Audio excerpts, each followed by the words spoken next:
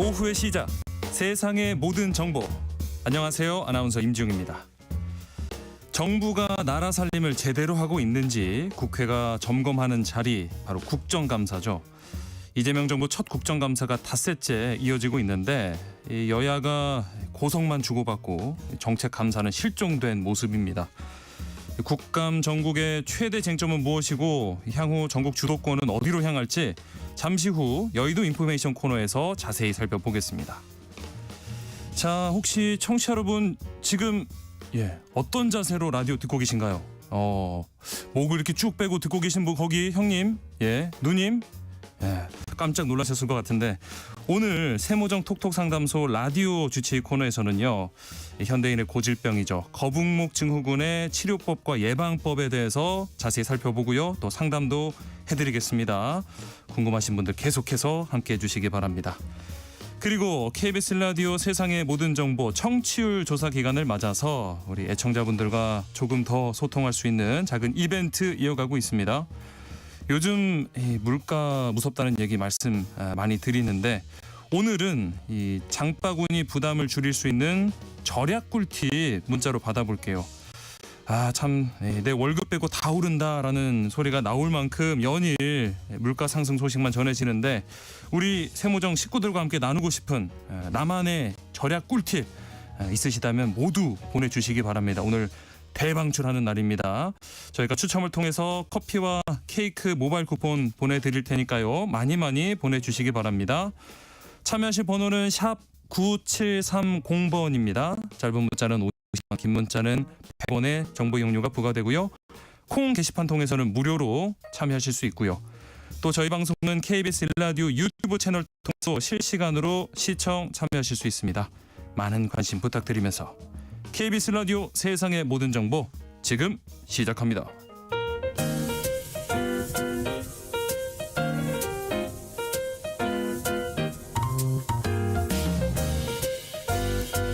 정신없이 바쁜 하루, 놓치면 안 될 경제 사회 분야 뉴스를 한 번에 정리해드립니다. 하프타임 뉴스, 이 시각 주식시장 상황부터 살펴보겠습니다. 장현재 씨와 캐스터 연결돼 있습니다. 안녕하세요. 안녕하세요. 코스피 지수 상승 기세가 식을 줄 모르는 것 같습니다. 오늘 분위기는 어떤가요? 네, 오늘은 국내 증시 관세 불확실성 속에 조금은 숨고르기에 들어가는 모습입니다. 장중에 약세 보이다가 지금 좀 상승 전환됐는데요. 0.4% 오름세 3,761포인트 가리키고 있습니다. 네. 수급적으로 오늘 외국인만 삽니다. 1,915억 원 순매수하고 있고요. 반면 기관이 293억 원 매도 우위, 개인 역시 1,700억 원 넘는 팔자 포지션 취하고 있습니다. 시가총액 상위 종목단에서는 삼성전자가 방금 전에 상승으로 전환이 됐고요. 네. 오늘 SK하이닉스가 신고가 행진 이어갑니다. 2% 넘게 오르면서 46만 원대 거래되고 있습니다. 더불어서 LG에너지솔루션도 오름세 기록 중입니다. 네. 자, 코스닥 지수도 함께 살펴볼까요? 네, 코스닥 지수는 현재 내림세입니다. 약보합으로 865포인트 가리키고 있습니다. 이쪽에서는 메이저 수급 주체 양 매도가 나오고 있는데요. 외국인이 207억 원 팔아내고 있고, 기관 역시 300억 원에 가까운 매도 우위 보여줍니다. 개인만 홀로 600억 원 넘는 사자 포지션 취하고 있습니다. 시가총액 상위 종목단에서는 2차전지 대표주인 에코프로 형제가 불기둥을 세우고 있습니다. 네. 에코프로 BM이 14% 급등세 보여주고 있고요. 에코프로의 경우에는 25% 넘는 상승세 시현 중입니다. 네. 오늘 장에서 특히 눈에 띄는 종목 어떤 게 있을까요? 네, 오늘 앞서 말씀드린 것처럼 오늘은 LG에너지솔루션, 에코프로 BM 등 2차전지 관련주가 주목받고 있습니다. 네. 양극재 업체들을 중심으로 3분기 실적에 대한 기대감이 높아지고 있고요. 또 지난달 전 세계 전기차 판매액이 최대치를 기록하면서 2차전지 투자 심리가 살아난 영향입니다. 네. 한미 관세 협상 기대감에 원달러 환율은 조금 안정을 되찾아가는 것 같은데, 지금 외환시장 동향 어떨까요? 네, 일단 환율 1,417원에 출발했는데요. 지금 레벨을 조금씩 높이고 있습니다. 1,420원대 거래되고 있고요. 유로화와 엔화도 개장 대비해서는 강세입니다. 유로화가 1,662원, 엔화가 946원대에 거래됩니다. 네, 장현재 시황캐스터와 함께했습니다. 고맙습니다. 감사합니다. 자, 이제 임선우 뉴스캐스터와 하프타임 뉴스 이어가 보겠습니다. 안녕하십니까? 안녕하세요. 자, 오늘도 미국과의 이 무역 협상 소식부터 살펴봐야겠습니다. 지금 우리 협상팀이 미국으로 날아가서 총력전을 기울이고 있는데 진행 상황 어떨까요? 네, 무역협상 후속 논의가 급물살을 타고 있는 가운데 말씀하신 것처럼 우리 정부 장관급 고위 관계자들이 미국을 찾아 막판 협상전에 돌입을 했습니다. 네. 김정관 산업통상부 장관은 김용범 대통령실 정책실장, 여한구 산업부 통상교섭본부장과 함께 하워드 러트닉 상무장관과 첫날 2시간 동안 협상을 벌였는데 김용범 실장은 충분히 논의했다라고만 전했습니다. 아직까지 특별히 나온 이야기는 없고요. 예. 이렇게 협상팀이 미국 현지에서 총력전에 돌입을 한 가운데 이재명 대통령도 실시간으로 주요 내용들을 보고받으면서 상황을 진두지휘한 것으로 전해졌고요. 네. 최종 타결 기대감이 높아지고 있긴 하지만 시시각각 판단이 달라지고 있습니다. 앞서 미국이 먼저 타결 가능성을 언급하기도 했고 네. 열흘이라는 구체적인 날짜까지 제시하면서 분위기가 나쁘지 않아 보였는데 트럼프라는 변수가 남아 있습니다. 하하, 네. 구윤철 부총리는 협상의 막판 쟁점인 3,500억 달러 대미 투자를 놓고 미국이 선불을 요구하고 있는데 이에 대해 한국 정부의 우려사항을 전달했지만 트럼프 대통령을 설득할 수 있을지는 미지수라고 말했습니다. 네. 실무장관은 상황을 이해하고 있는데 대통령을 얼마나 설득할 수 있을지 불확실성이 있다 짚었고요. 예. 다만 미국 측 키맨인 베센트 장관으로부터 자신이 충분히 설명하겠다는 긍정적 답변을 받았다고 덧붙이기도 했습니다. 네. 아시다시피 미국 측은 원샷 현금 투자를 요구하고 있는 반면에 우리 정부는 현금을 내놓은 지분 투자는 5% 정도로 하고 나머지는 보증이나 대출 형태를 주장하고 있는데요. 의견 차이를 좁힌 것 같긴 했는데 이런 와중에 트럼프 대통령이 또다시 일본 사례를 언급하면서 대미 투자금은 선불이다라고 주장해 혼란을 키우고 있습니다. 예. 또 쟁점인 통화 스와프 문제는 의견 차가 큰 걸로도 전해졌는데요. 보통 통화 스와프는 중앙은행 간에 이루어지지만 금융안전 등의 목적에만 체결할 수 있기 때문에 미국 재무부 기금을 활용한 다른 해법을 찾는 건 아니냐는 해석이 나오고 있습니다. 예. 다만 이 경우 통화 스와프 체결 가능 규모가 제한적이라 우리 정부의 무제한 요구와는 상당한 거리가 있다는 분석이 나오고요. 이 때문에 우리 정부의 무제한 통화 스와프 요구에 대응해서 미국이 전략적으로 역제안을 한 것 아니냐는 지적과 함께 우리 정부도 신중한 태도를 보이고 있습니다. 또 이제 마스가 조선 협력을 핵심 카드로 삼고 조만간 협상을 매듭짓겠다는 각오를 다지고 있습니다. 네. 이번에도 좀 조선 협력이 어떤 키가 되지 않을까 하는 전망도 나오더라고요. 네. 자, 그리고 캄보디아에 우리 정부가 합동 대응팀 파견을 했습니다. 사태 해결을 위해서 총력전을 또 기울이고 있는데 캄보디아 경찰이 구금된 한국인 오늘 추방한다는 계획을 밝혔어요. 네, 이 AFP 통신의 보도인데요. 예. 캄보디아 경찰이 온라인 사기 범죄에 가담한 한국인 59명을 오늘 추방한다라고 전했습니다. 네. 하지만 경찰은 캄보디아 측의 일방적인 발표라면서 아직은 협의 중이다라는 입장을 내놨는데요. 정부 역시 아직 기술적, 행정적 문제들이 일부 남아있다면서 출발 일정을 발표하기는 어려운 상황이다 밝혔습니다. 네. 예초 캄보디아 이민청에 구금된 한국인은 모두 63명으로 파악됐고 이들 중 2명은 지난 14일 국적기를 타고 먼저 송환됐는데요. 네. 정부는 이번 주말 국내 송환을 목표로 하고 있습니다. 구금된 이들은 캄보디아 범죄단지 등에서 검거되고 일부는 인터폴 적색 수배 대상에 올라 있는 것으로도 알려졌는데 최근 상황이 이렇게나 심각한데도 지금도 인터넷에 들어가 보면 검색 한 번에 캄보디아 취업 사기 구인글이 와르르 쏟아지고 있습니다. 아직도 있어요. 예, 고급 아파트에 항공 편이며 휴가비까지 쥐어주고 월 평균 2천만 원의 인센티브까지 받아갈 수 있다 광고하는데 참 영악하게도 최근 불안감이 커지자 안전한 회사다. 부모님 걸고 모든 걸 걸고 안전하다라는 글귀까지 적어놓습니다. 예. 겉보기에는 고수익 일자리지만 대부분이 최근 이슈가 되고 있는 캄보디아 등 동남아에서 보이스피싱 등 스캠 활동에 동원이 되고요. 이 과정에서 납치, 감금, 심지어 고문까지도 이뤄지는데 예. 하지만 여전히 이런 구인글이나 사이트에 대한 관리는 부족한 실정입니다. 방통위가 최근 해외 고수익 아르바이트를 중개해주는 이 대표 플랫폼 하데스 카페에 올라온 일부 게시글에 대한 시정 요구 조치에 나서기도 했지만 사이트 전체 차단 같은 적극적인 조치는 이뤄지지 않으면서 대처가 소극적이란 지적이 나오고 있고요. 이재명 대통령은 최근 방심위의 긴급심의 제도를 활용해 삭제 조치 방안을 신속히 강구하라 지시하는 등 범죄로 가는 문을 애초에 막아버려야 한다는 의견이 많습니다. 지금 상황이 이렇게 심각한데도 말씀해 주신 것처럼 이 광고글이 활개치고 있고 캄보디아로 향하는 사람들이 여전히 있다면서요? 네, 참 이렇게 모두가 뜯어 말리고 있는데도 네. 여전히 왜 막아서냐며 캄보디아로 향하는 사람들이 있다고 합니다. 인천공항경찰단에 따르면 바로 어제만 해도 네. 캄보디아행 항공기에 탑승하려던 한 20대 남성이 제지를 당했는데 네. 출국 목적이 무엇인지 묻는 질문에 제대로 답하지도 못하면서 왜 막느냐, 나가야 한다, 막무가내로 나왔다고 하고요. 네. 또 이 텔레그램에서 운영된 이른바 대포통장 모집 대화방에서 같은 날 비슷한 시각 출국 실패, 내일 2명, 일요일 1명 다 취소해야 하네라는 글이 올라오면서 해당 남성이 범죄 조직의 일원이라는 추정까지도 나오고 있습니다.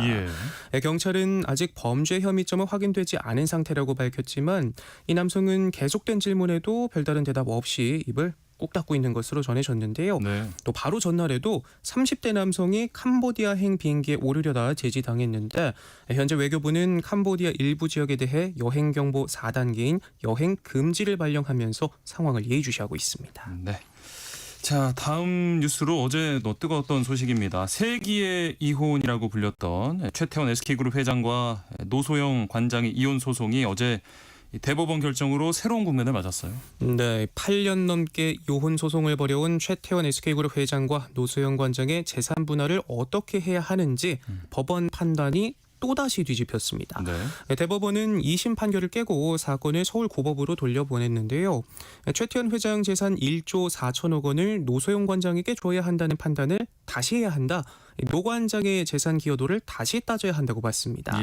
핵심은 노 관장의 부친인 노태우 전 대통령의 비자금 300억 원이었는데 노 관장은 이 비자금 300억 원이 SK그룹의 성장 발판이 돼 재산 형성에 기여했다는 입장이지만 대법원은 비자금 전달이 사실이라도 그 출처가 노 전 대통령의 불법 뇌물로 보이는 만큼 재산 분할에 산정할 수 없다 짚었습니다. 다만 위자료에 대해선 혼외자 존재를 알리며 결혼 생활을 해친 책임이 있는 최 회장이 20억 원을 지급해야 한다는 원심을 확정했는데요. 이번 판단으로 최태원 회장이 노소영 관장에게 지급해야 할 재산은 1조 4천억 원보다는 줄어들겠지만 최 회장이 가진 SK 주식을 부부의 공동재산으로 본다는 판단을 유지한 셈이어서 파기환송심에서도 재산 분할 규모는 적지 않을 것이란 전망이 나옵니다. 네. 재산 중 가장 큰 몫인 SK 주식회사 주식 1297만 주를 어떻게 나눌지가 관건인데 2심 당시 기준으로 약 2조 원에 달하는 가치를 갖고 있고요. 당시 한 주당 16만 원에서 현재 21만 원대까지 뛰었는데 최종 재산 분할 액수는 결국 분할 비율에서 판가름 날 것으로 보입니다. 네. 자, 다음 뉴스는 지난달 이 취업자 수가 크게 늘었는데 이게 소비 쿠폰 효과가 좀 있었다고요? 네, 9월 취업자 수가 30만 명 넘게 늘면서 19개월 만에 가장 큰 폭의 증가세를 기록했는데요. 민생회복 소비 쿠폰이 서비스업 고용호조세를 견인했다는 분석이 나옵니다. 작년 2월 이후 가장 많이 늘어난 건데 올 들어 5월을 제외하고 매달 10만 명대를 맴돌면서 아주 오랜만에 훈풍이 불어온 모습인데요. 이 서비스업을 중심으로 개선세가 뚜렷하긴 했지만 그래도 아직 안심할 수는 없는 단계입니다. 제조업과 건설업 같은 양질의 일자리는 줄고 청년층 고용률은 여전히 내리막을 걷는 등 부분별 부진은 계속되고 있는데요. 실업자 역시 12,000명 늘어 63만 명을 돌파했고요. 같은 기간 비경제 활동 인구는 작년 4월 이후 가장 큰 폭의 감소세를 보였지만 쉬었음 인구는 4만 명 넘게 늘어 250만 명을 돌파한 데다가 또 반짝 증가세를 견인한 이 소비 쿠폰 효과 역시도 한시적일 수 있다는 우려가 나오는 만큼 여전히 풀어야 할 숙제 많습니다. 네. 자, 다음은 눈살 찌푸려지는 소식인데 서울 동대문구 의회 이 해외 출장 항공료를 부풀려서 비용을 과다 청구한 혐의로 경찰 조사를 받고 있어요. 네, 이 서울 동대문구 의회가 해외 출장을 가면서 네. 항공료를 뻥튀기한 정황이 드러나면서 네. 의원과 직원 등 30여 명이 연루된 상태인데 이런 상황에서 올해 말 또 다른 해외 출장을 계획 중인 사실도 하하. 확인돼 논란입니다. 네. 최근 3년간 몽골과 프랑스, 독일 등 6차례 매년 2번꼴로 해외에 나갔는데 여기에 예산이 2억 7천만 원이 쓰였답니다. 경찰은 해외 출장 과정에서 항공료를 부풀리는 수법이 있었다 보고 있는데 예. 전체 출장 비용 가운데 실비로 지급되는 항공료만 실제보다 더 청구하는 방식으로 이 의회에서만 3천만 원 가까이 부풀려진 것으로 파악이 됐습니다. 네. 문제가 터진 뒤 구의회는 경찰 수사 상황과 기자들의 정보 공개 청구 움직임 등이 담긴 일종의 대응 문건을 만들었는데 의회 자문 변호사들도 대부분 범죄 행위 인정 가능성이 있다 내다봤고요. 예. 인천 지역 공무원과 여행사 직원 등 12명도 항공료 부풀리기 의혹으로 입건됐는데 경찰은 계속 수사를 진행하고 있어서 입건자 수가 바뀔 수도 있다 설명했습니다. 지난 3년간 지방의원 국외 출장 915건 중 항공료를 부풀린 사례가 절반에 가까운 400건을 넘긴 만큼 너나 할 것 없이 꼼수를 썼는데 예. 이게 대통령실도 원 스트라이크 아웃제 도입을 언급하면서 근절 대책 마련에 나섰습니다. 네. 혹시나 다른 곳에서도 이런 비슷한 상황이 있지는 않은지 한번 점검을 해봐야 될 것 같고요. 요즘 뭐 지난주였나요? 쌀값이 요동치고 있다 소식 전해드렸는데 최근에 계속되는 가을비로 쌀 가격이 당분간 좀 진정되기 어려워 보인다고요? 네, 매일 밥상에 오르는 이 쌀값 요즘 만만치 않죠. 예. 때 아닌 가을 장마 때문에 10월 중 햅쌀이 나오면 쌀값이 안정될 것이라는 전망이 어긋날 수 있다는 분석이 나오고 어허. 있습니다. 네.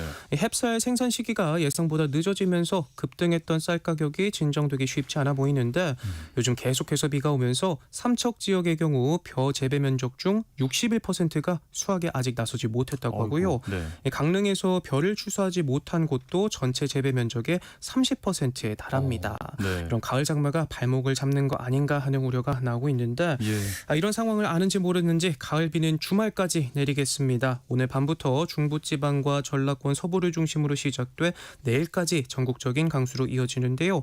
이 비가 그치고 난 뒤에는 전국적으로 추위가 찾아온다고 하니까요. 또 일부 지역에서는 첫눈이 내릴 가능성도 있다고 합니다. 이 네. 대비 단단히 하셔야겠습니다. 예, 이 비가 오랄 땐 안 오고 또 안 오랄 땐 오고요. 네. 하프타임 뉴스 여기까지 하겠습니다. 지금까지 임선우 뉴스캐스터와 함께했습니다. 고맙습니다. 고맙습니다. KBS 라디오 세상의 모든 정보 청취율 조사 기간을 맞아서 청취자 여러분과 소통하는 작은 이벤트를 이어가고 있습니다. 오늘은 장바구니 부담을 덜 수 있는 절약 꿀팁 받고 있는데요. 역시 우리 세모정 애청자들답게 다양한 정보를 보내주고 계십니다. 8399님, 저는 배달비 아끼려고 무조건 가지러 갑니다. 직접 포장. 자전거 타고 가면 운동도 되고요. 돈도 아끼고요. 일석이조죠라고 보내주셨는데 사실 이 배달비 만만치 않고 또 포장으로 가져가면은 그 기본 가격에서 또 할인해 주는 것도 많거든요. 뭐 피자 같은 것도 한 10% 포인트 정도 더 할인해 주고 이러던데 말씀해 주신 것처럼 왔다 갔다 운동도 되고 우리 지금 동네는 어떻게 돌아가고 있는지 좀 살펴볼 수도 있고 여러모로 도움이 되는 꿀팁인 것 같습니다. 3522님, 저는 마트 마감 세일하는 7시, 8시쯤 장 보러 갑니다. 보통 이때 한 20% 정도 이상 세일하더라고요. 이렇게 장 봐서 음식 만들면 뭔가 괜히 이득 본 것 같은 기분이 들어요 하셨어요. 요즘 그래서 마트나 백화점에 이 시간에 사람들이 엄청 붐비더라고요. 많은 분들이 아주 현명한 소비를 하고 계신 것 같은데 저 살 거 조금 남겨주시면 좋겠고요. 자, 9956님. 이거 확실한 꿀팁입니다. 장 보러 가기 전에요. 필히 식사를 하고 가는 겁니다. 배고픈 상태에서 장 보면 좀 많이 사게 되는 것 같더라고요 하셨거든요. 이거 근데 진짜 맞는 것 같아요. 저도 괜히 장 보면서 돌아보다 보면 살려고 생각 안 했던 것도 이렇게 집게 되고 뭔가 이 정도 돌았으니까 좀 간식 하나 먹을까 하면서 먹고 그러다 보면은 어느새 영수증이 막 이렇게 길어지거든요. 식사하고 나서 배부른 상태에서 소화도 시킬 겸 장 보러 가시면은 될 것 같습니다. 감사합니다. 9956님. 여러분 계속해서 절약 꿀팁 문자로 보내주시기 바랍니다. 저희가 추첨을 통해서 커피, 케이크, 모바일 쿠폰 보내드리겠습니다. 참여하실 번호는 샵 9730번이고요. 짧은 문자는 50원, 긴 문자는 100원의 이용료가 부과되고요.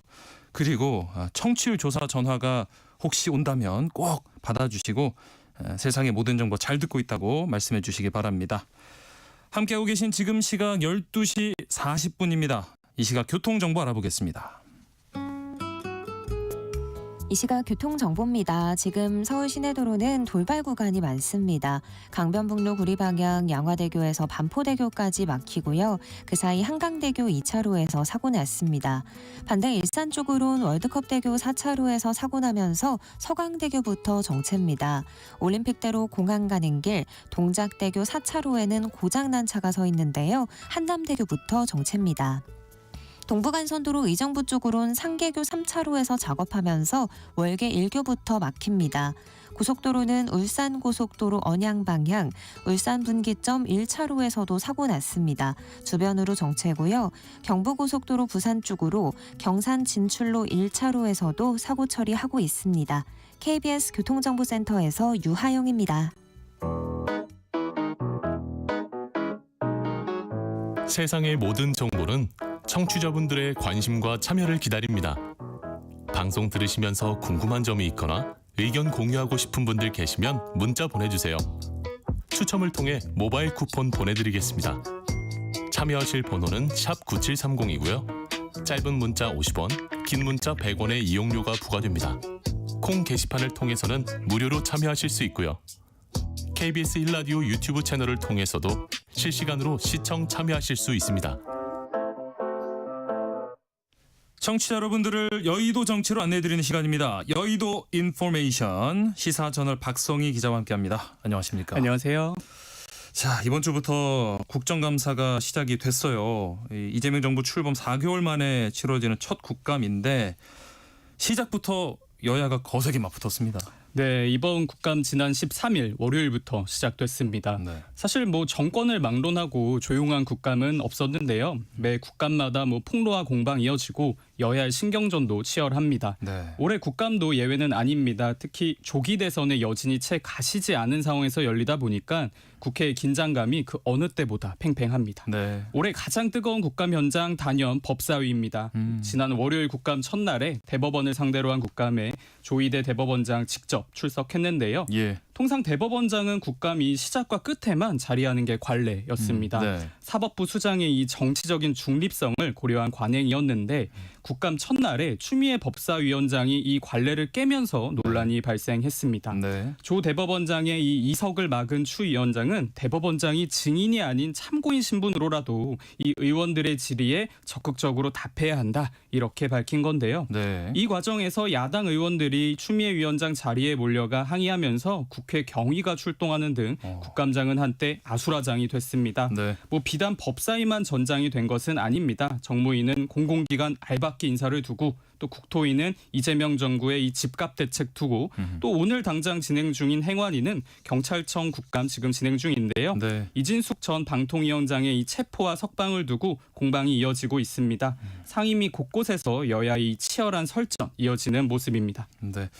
그리고 과방위에서는 때 아닌 욕설 문자 논란까지 또 불거졌잖아요. 네, 논란의 발단은 지난 14일 과방위 국감장이었습니다. 네. 김우영 민주당 의원이 박정훈 국민의힘 의원이 보낸 비속어가 들어간 문자를 공개하면서 파문이인 건데요. 네. 예, 이 공개한 문자 화면에 박 의원의 이 전화번호까지 노출되면서 야당이 강하게 반발했습니다. 예. 이후 상황은 마치 야구의 벤치 클리어링 방불케 했습니다. 네. 예, 박 의원이 사적인 문자를 공개하다니 너 진짜 대단하다. 예, 이렇게 거칠게 항의했고요. 예. 다른 여야 의원들까지 고성을 주고받으면서 국감은 결국 파행했습니다.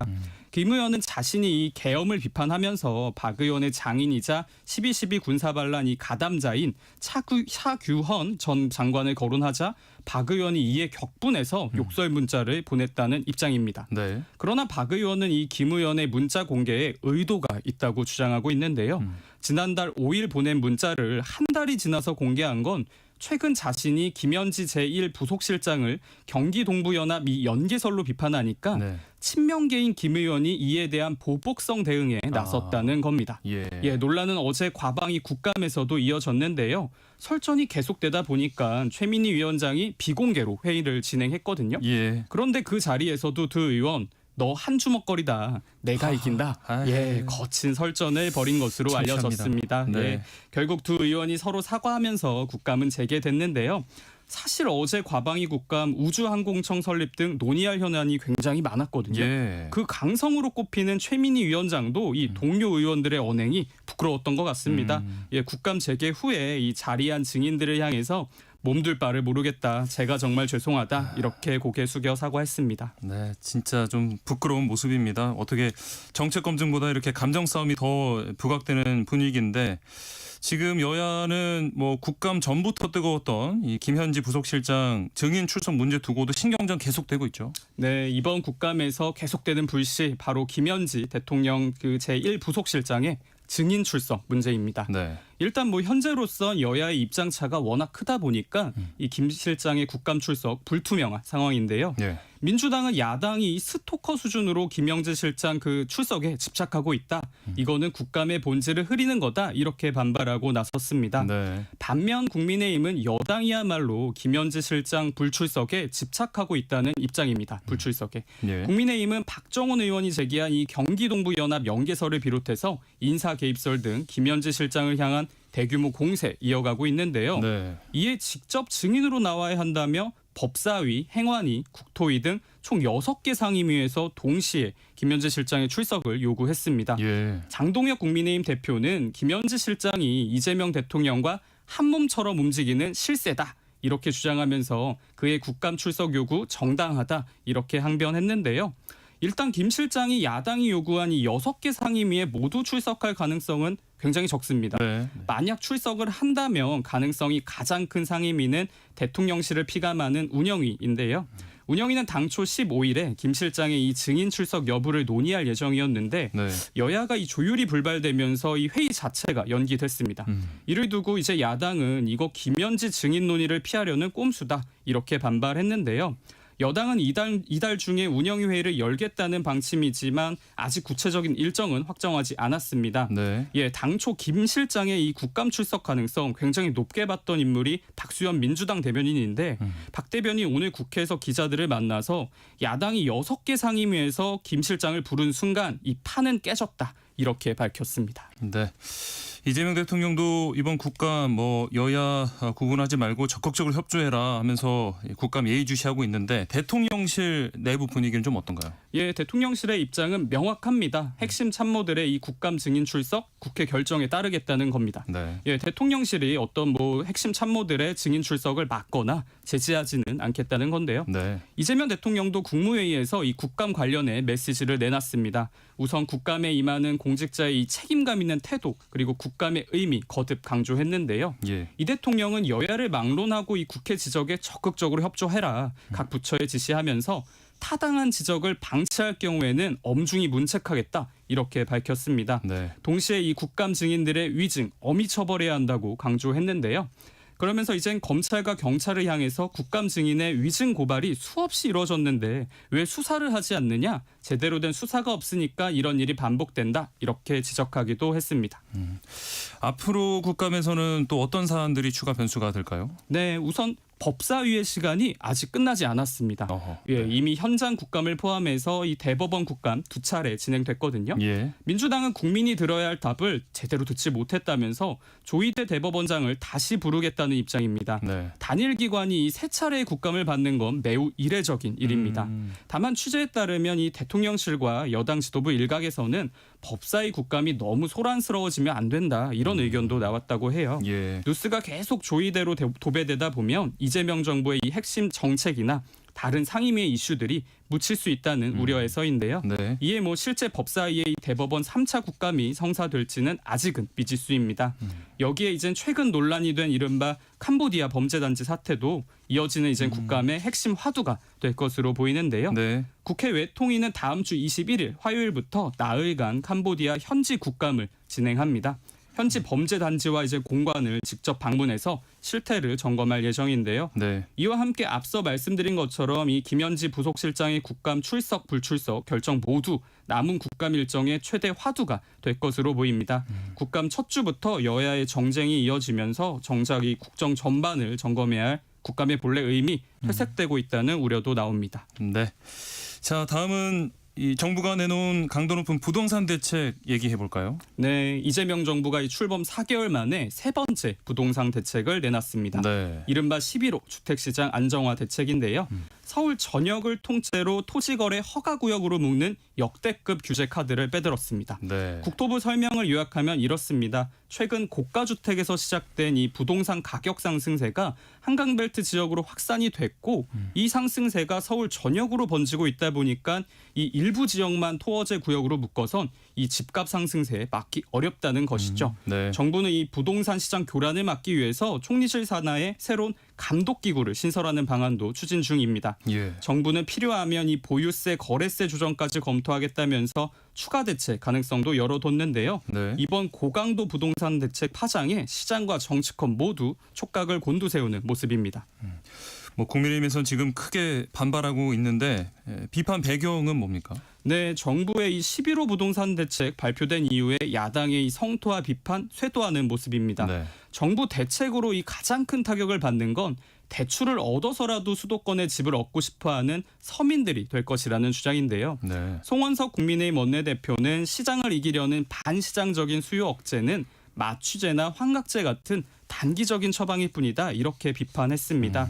그러면서 이재명 대통령이 서울의 무주택 서민들에게 서울을 떠나라고 명령한 것이나 다름없다 이렇게 주장했는데요. 예. 국민의힘은 정부를 향해 여야와 정부 서울시가 함께 참여하는 사자 부동산 협의체를 만들자고도 제안했습니다. 이 대통령이 강조한 이 실용과 협치, 부동산 정책에서 보여달라는 주문입니다. 네. 이쯤 되니까 여당 입장도 궁금한데요. 어떻습니까? 예, 야당이 이젠 빚을 못 내게 하는 대책 이걸 중점적으로 비판했다면 네. 여당은 그러니까 빚을 안 내도 될 만큼 부동산 가격을 떨어뜨려야 한다. 이거 계속 강조하고 있습니다. 네. 부동산 가격을 안정화시키려면 대출 규제, 거래 규제 불가피하다는 입장인데요. 특히 야당은 이번 부동산 대책의 희생자가 서민이라고 비판하고 있지만 민주당은 진짜 피해자는 부동산 투기 열풍에 내몰린 무주택자들이다 이렇게 반박하고 있습니다. 예. 김병기 민주당 원내대표는 이번 대책은 실수요자의 문을 닫는 게 아니라 수십억 원씩 빚을 내 집을 사는 이 투기 수요를 막은 것이다 이렇게 설명했는데요. 그러면서 최근 코스피가 상승하고 있는 것을 거론하면서 이제는 돈이 땅이 아니라 생산으로 흘러들어가야 한다 이렇게 강조했습니다. 네. 여야가 굉장히 첨예하게 대립하는 모습인데 이 부동산 정책에 대한 이견이 사실 정치적인 배경이 또 따로 있다. 이런 해석도 있어요. 네, 결국 부동산 정책을 둔 이 여야 논쟁의 배경에는 내년 지방선거 표심 공약이 깔려 있다. 이런 해석이 많습니다. 그렇죠. 부동산이 이 선거의 향방을 좌우하는 핵심 변수로 꼽히기 때문인데요. 네. 집값이 오르면 이 정부 심판론이 커지고 반대로 안정세를 보이면 여당이 유능한 경제정당 이미지 얻을 수 있습니다. 네. 실제 문재인 정부 후반기에도 이 급등한 집값이 정권 심판론으로 이어졌고 그 결과 2021년 재보궐선거에서 당시 여당이었던 민주당이 서울시장과 부산시장 자리 국민의힘에 내줬거든요. 예. 이런 기억이 지금 여전히 여야 모두에 남아 있습니다. 그래서 지금도 이 부동산 시장의 움직임 하나하나가 정치권에선 곧 선거 리스크이자 기회로 받아들여지는 모습인데요. 야당으로서는 특히 정부의 이 부동산 정책 패착을 강조할수록 실제 성과가 나오지 않을수록 지방선거에서 기회를 얻는 상황에 마주할 수 있습니다. 네. 그렇다 보니까 오세훈 서울시장 이번 부동산 대책을 두고 재개발, 재건축 정비 사업에 부정적인 영향을 미칠 수 있다. 이렇게 공개적으로 비판하기도 했는데요. 예. 반면 민주당 입장에서는 이번 그 부동산 대책 함부로 말했다가는 이 리스크를 아하. 같이 짊어질 수 있다는 부담이 확실히 있습니다. 네. 서울시장 선거 출마를 선언한 박주민 서영구 의원 그리고 경기도지사인 김동연 지사 이번 부동산 대책 관련해 별다른 언급은 내놓지 않고 있는데요. 예. 결국 이번 부동산 대책 후 시장의 이 온도계가 어디로 움직이느냐에 따라서 정치권의 분위기 그리고 내년 지방선거의 판세 함께 바뀔 수 있다는 전망이 나옵니다. 네. 여의도 인포메이션 오늘 순서 여기까지 하겠습니다. 시사저널 박성희 기자와 함께했습니다. 고맙습니다. 감사합니다. 세상의 모든 정보 1부 순서 여기서 마무리합니다. 이어지는 2부에서는 오늘의 뉴스 또 세모정 톡톡 상담소 라디오 주치 그리고 여행 안내소 코너 기다리고 있는데요. 5597님 거북목인 23년차 시내버스 기사인데 목이 아파서 팔까지 아픈 것 같아요. 지금도 운전 중인데 신호 대기 중에 잠깐 할 수 있는 운동 좀 알려주세요 하셨거든요. 잠시 후 2부에서 오한진 박사님과 이 거북목 증후군 해결책 말씀 나누겠습니다. 그럼 저는 2부에 다시 찾아오겠습니다.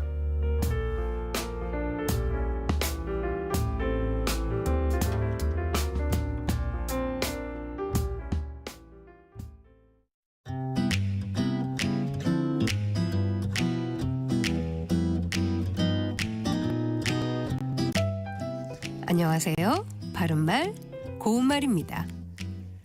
KBS 1텔레비전에서 방송되고 있는 우리말 겨루기에 나왔던 문제를 짚어보겠습니다. 오늘은 제시되는 4개의 단어 중에 틀린 표현을 찾는 문제입니다. 문제 드립니다.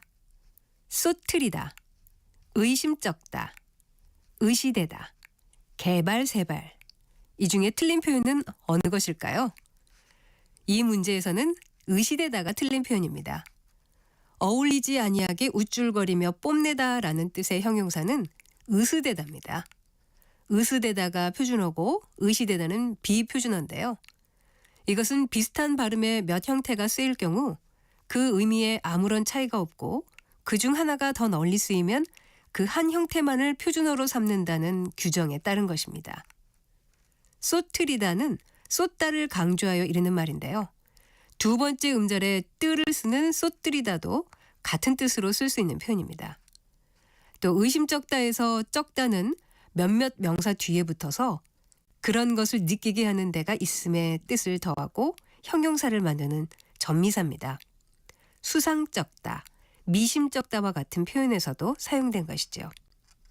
그리고 개발세발은 개의 발과 새의 발이라는 뜻으로 글씨를 되는 대로 아무렇게나 써놓은 모양을 이르는 말입니다. 고양이의 발과 개의 발이라는 뜻인 괴발, 개발도 같은 경우에 쓸 수 있는 표현입니다. 지금까지 바른말 고운말 아나운서 국혜정이었습니다.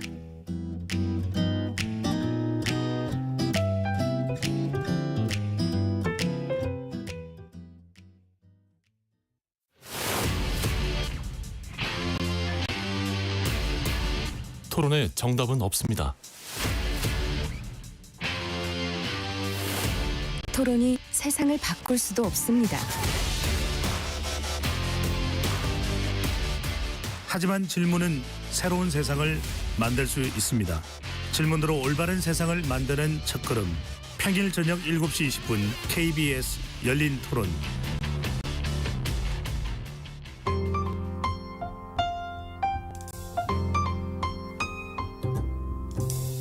어떤 하루 보내고 계신가요? 눈코 뜰 새 없이 바쁘게 지나가는 한 주. 따뜻한 시선으로 하루를 마무리합니다. 당신을 위한 지식 쉼터. 오늘 밤 일라디오. 월요일부터 금요일. 매일 밤 10시 5분에 시작합니다.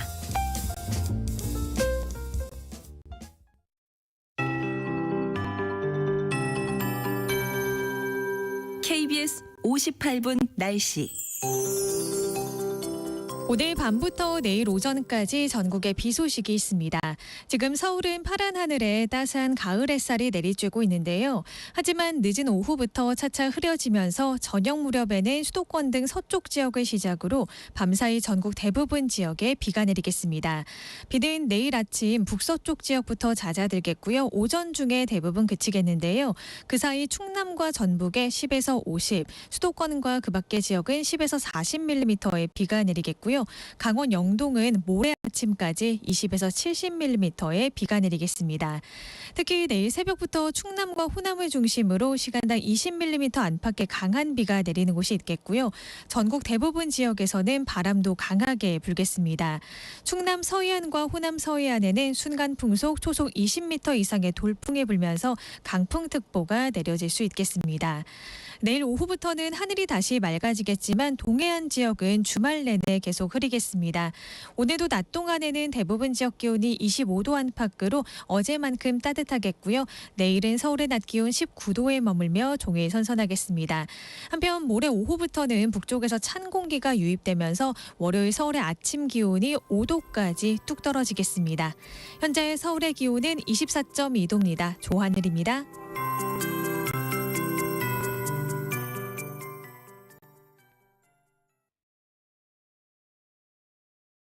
정성을 다하는 국민의 방송 KBS가 한시를 알려드립니다. AM 711kHz, FM 97.3MHz, KBS 1라디오입니다. HLKA.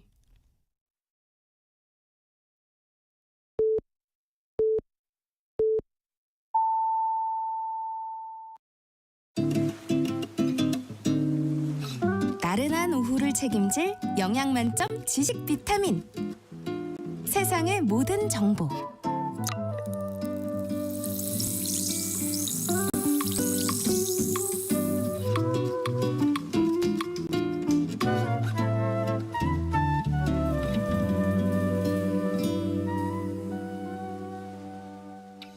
세상의 모든 정보 2부 시작합니다.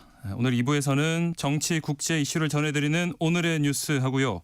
정치 여러분들의 작은 궁금증도 신속 정확하게 해결해드리는 세모정 톡톡 상담소 금요일 코너 라디오 주치 시간이 기다리고 있습니다. 장시간 앉아서 일하는 직장인들 또 공부하는 학생들에게 흔히 나타나는 이 거북목 증후군 또 척추 건강에 대해서 오늘 살펴볼 텐데요.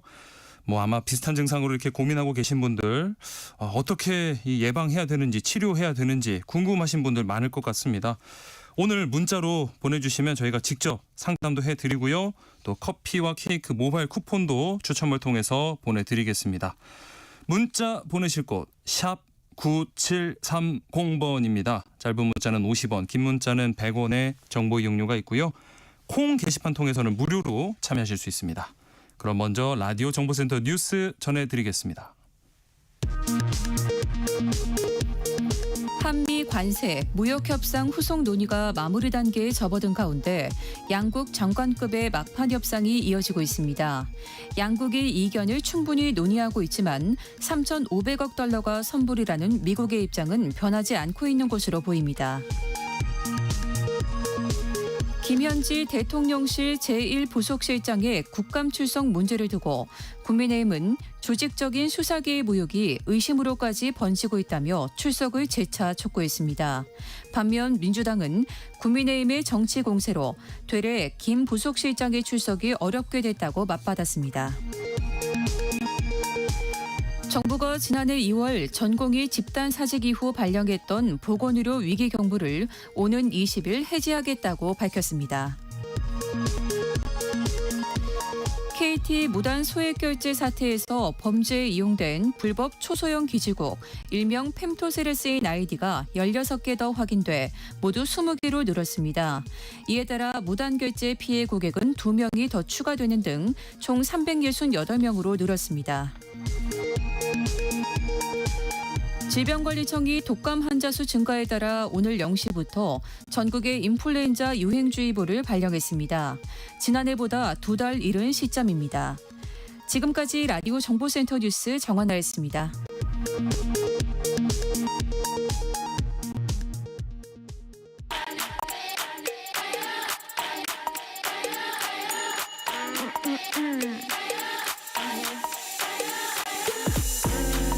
혹시 뉴스 빠뜨리셨나요? 한낮에 전해진 소식들 꼼꼼히 정리해드리겠습니다. 오늘의 뉴스 조현정 시사평론가와 함께합니다. 안녕하세요. 네, 안녕하세요. 자, 오늘도 국회에서는 국정감사 진행 중입니다. 오늘은 법사위, 행안위 비롯해서 9개 상임위에서 진행 중이죠. 네, 먼저 법사위는 오늘 헌법재판소 대상으로 감사를 하는데요. 네. 민주당은 사법부 대선 개입 의혹 중심으로 해서 이 사법개혁 필요성을 강조할 예정입니다. 네. 특히 그 3심 재판에서 기본권이 침해된 경우에 헌법재판소에 구제를 청구할 수 있는 재판소원 도입을 검토 중인 것으로 알려졌고요. 예. 그런 다음에 좀 행정안전위원회 여기가 오늘 경찰청 대상으로 또 감사를 해요. 네. 이진숙 전 방통위원장 체포 과정 그리고 네. 석방되면서 그때 왜 그렇게 무리하게 했는지 이런 것들을 야당 의원들이 질의를 할 거고 네. 행안위는 아무래도 캄보디아 범죄 대응이 가장 큰 쟁점으로 다뤄질 것 같아요. 네. 그 지난 이 캄보디아 실종 사건이 원래 탐사 보도에도 나오고 다큐멘터리에도 나오고 네. 조금씩 알려지면서 올해 이렇게 크게 불거졌는데 그게 이제 작년부터라는 거죠. 예. 그 당시에 작년에 이게 폭발했는데 실종 사건 접수가 10배 이상 급증을 했습니다. 네. 그런데 경찰 인력을 투입하는 부분들이 왜 받아들여지지 않았는가 이거에 대해서 여야가 같이 서로 좀 내탁 공방을 벌일 것 같고요. 예. 특히 행안부 경찰 쪽에다가 그 경찰 인력 증원을 요청을 하고 또 주 캄보디아 대사관도 인력 증원을 요청을 했는데 작년에 그게 묵살이 됐다라는 네. 겁니다. 네. 그럼 중요한 거는 이제 피해를 막아야 되는데 이제 앞으로 또 정부가 파견하는 경찰관이 적절한 수준인지 턱없이 부족하진 않은지 이런 얘기도 나올 것 같고요. 네. 그래서 좀 지난 정쟁도 정쟁이지만 좀 조금 더 미래지향적으로 이걸 실마리를 풀 수 있는 쪽으로 얘기를 했으면 좋겠어요. 예. 이 밖에 환노위에서는 기상청 등을 대상으로 농해수위는 농촌진흥청 등을 대상으로 국감 진행합니다. 네. 어제 그리고 국감장에서 이 윤석열 전 대통령 부부 둘러싼 각종 의혹들이 동시다발적으로 제기가 됐는데 먼저 용산 대통령 관저에 이 일본식 전통 공간이죠. 다다미방이 설치됐다는 증언 나왔어요. 예, 그 어제 법사위 감사원 국감이었는데요. 네. 김태영 21g 대표, 그러니까 이 21g이 그 관저를 공사한 업체잖아요. 그렇죠. 네. 2층에 다다미를 깔았다. 근데 마루로 시공이 원래는 돼 있었고 추후에 다다미를 넣었다 이렇게 실토를 한 거예요. 네. 그러면서 그 여당 위원이 히노키방하고 다다미방 모두 21g 이 회사에서 만든 거냐 물어보니까 그렇다라고 인정을 했습니다. 예. 그런데 이 관저에 대해서도 참 볼 게 많은 게 네. 애초에 청와대가 있는데 이제 용산으로 옮겼고 그 그렇죠. 과정에서 여러 잡음이 있었고 네. 그렇게 관저를 새로 꾸렸고 근데 그 과정에서 21g이라는 인테리어 회사가 끼는데 면허가 없었다라는 네. 것이고 계약 네. 방식도 수의 계약으로 수주를 한 거잖아요. 네. 그러면서 김건희 여사의 코바나 컨텐츠 후원사인 회사이기도 했고 예. 그래서 여러 가지 의구심 의문스러운 점이 많은 곳인데 네. 여당 의원들은 그래서 그 당시 감사원 사무총장이 21g에 대해서 직접 조사하는 걸 막았고 서면 조사로 한정하도록 지시를 했다 이렇게 네. 주장을 하고 있어요. 예. 또 최재 감사원장도 그 당시 역시 이런 감사 결과를 보고받고도 묵인했다라면서 의혹을 제기하고 있는 상황입니다. 네. 그리고 문채위 국정감사장에서는 김건희 여사 종묘 차담의 논란 집중 추궁이 또 있었어요. 네, 국가유산청 상대로 네. 이 종묘 차담의 논란에 대한 비판이 쏟아진 건데요. 네. 어느 정도냐면 뭐 종묘가 무슨 카페냐 이런 말까지 나왔어요. 네. 그 정도로 이렇게 좀 사적으로 유용한 게 아니냐라는 건데 네. 그 전에도 우리 그런 거 다뤘었잖아요. 직원들한테 들기름 써가지고 바닥을 윤기나게 그렇죠. 닦으라고 했다. 네. 이 얘기도 또 이번에도 나왔고 여당 의원들은 그 CCTV 작동을 정지시켜버리고 유물훼손 방지를 하기 위해서는 직원 배석이 꼭 필요한데도 네. 배석시키지 않았다. 한마디로 특혜 불법 종합 선물 세트다 이렇게 질타했습니다. 네. 허민 국가유산청장은 여기에 대해서 후대의 왕도 밖에서 무릎을 꿇는 신실을 개방한 건 가장 부적절하고 나쁜 일이다 라면서 고개 숙여 사과했고요. 예.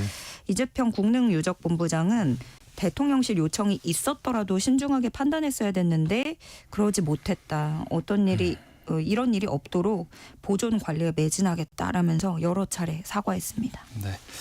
자, 특검 수사 소식도 좀 살펴보면요. 이 김건희 특검팀이 이 김건희 여사 소환 조사를 할 때 당사자에게 알리지 않고 이 특검팀 내부에서 조사 상황을 이렇게 실시간 중계를 해서 반발이 나오고 있어요. 네, 지난 8월 특검 조사 때 특검실이 조사실에 촬영 장비 여러 대와 마이크를 두고 조사 장면을 촬영을 했는데 네. 그 KBS가 취재를 한 내용이었어요. 예. 그렇게 해서 중계를 했다. 그러니까 이게 왜 그랬냐면 다른 사무실에 있는 특검보 포함해서 수뇌부가 조사 상황을 확인하기 위해서 그렇죠. 우리가 왜 이런 거는 영화에서는 드라마 같은 데서는 볼 수 네네네. 있잖아요. 네. 모니터로 다른 방에서 맞아요. 이렇게 보는 그런 건데 김건희 여사 측은 특검팀이 이거에 대해서 동의를 안 구했다. 그렇기 때문에 문제가 있다. 이렇게 이의 제기를 하는 거죠. 네. 수사의 진정 성립이 아닌 별도의 목적으로 동의 없이 촬영을 했다면 위법이다라는 주장을 펴고 있는 건데 예. 그러니까 진정 성립이라는 거는 그 위법 시비 소지 같은 거를 걸리지 않게 하기 위해서 당사자 진술 내용 제대로 정리한 건지 이제 확인할 때 그런 용도가 아니고서는 동의를 꼭 받아야 네. 촬영하고 중계할 수 있다라는 주장을 김건희 여사 측은 펴는 거고요. 예. 그런데 대검 내규상 피의자가 동의하지 않아도 영상 녹화는 가능하고요. 네. 중계 관련 규정은 없습니다. 아하. 그러니까 안 된다, 된다 이게 아니고 네, 없는 거예요. 네. 그러다 보니까 얘기가 서로 다른 건데 특검팀은 전혀 다른 얘기를 하고 있습니다. 동의하지 않는다고 중계 못하는 거 아니다.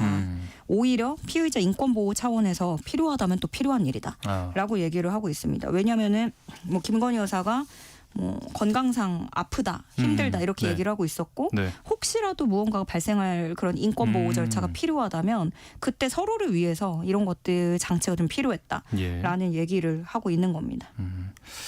자, 그리고 이상민 전 행정안전부 장관 이 언론사 단전단수 지시 내린 혐의 등으로 이 내란 특검 때문에 구속 기소가 됐는데 첫 정식 재판이 열렸습니다. 네, 내란 중요 임무 종사 직권남용 위증 혐의 재판의 첫 공판 기일이었습니다. 예. 이날 법정 그 촬영하고 중계 허용하면서 이상민 전 장관이 피고인석에 앉아 있는 모습도 공개가 됐고요. 네.